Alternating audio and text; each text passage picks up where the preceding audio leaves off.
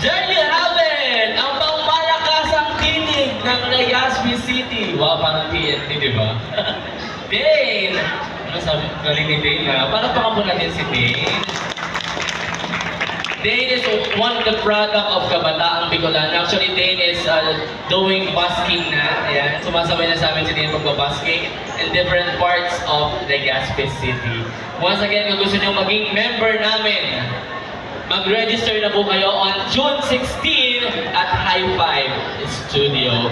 And you can contact us at 0951-869-4438. Again, 0951-869-4438. Or you can message us at Kabataang Bicolano or Castar Production and Talent Management. Again, the registration starts on June 16. Thank you very much.